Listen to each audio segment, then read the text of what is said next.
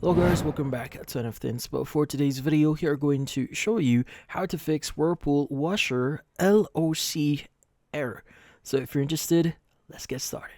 So if you're getting the LOC lock error here, there are going to be a few things that you need to know or you need to do here in order for you to fix this.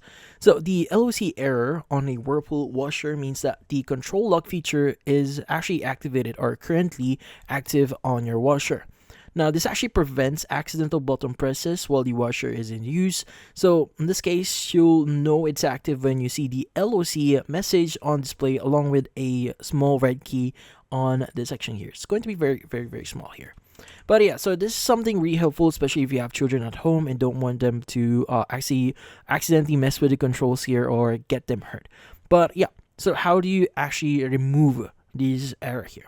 So what you need to do is you want to look for a button labeled as control lock, or one that has or something that has like hold to lock button written on it. So either of those two indication or labels. So usually it's going to be under the section here, which in this case going to be control lock. But depending on the type or the model that you currently have, location may vary. So it's best to search it yourself. But in this case, what you need to do is you may need to pair this with another function key. So in this case, just look for one that you could use. So what you need to do is you want to touch and hold the control lock button for about 3 seconds, and display in this case display will actually start cutting now, like from 3 seconds. Just wait for it, and once the countdown is complete, the red key symbol will disappear and your washer's control will now be unlocked and be functional.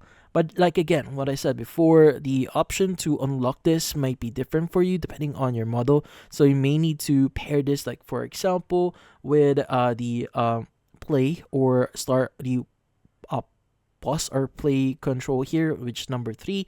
But then again, this varies on your model. So it's best to refer to your manual in order for you to remove or disable this lock feature. But in this case, that's about it. Hopefully this video was able to help you. Like and subscribe to NFT Inspo. Thank you for watching.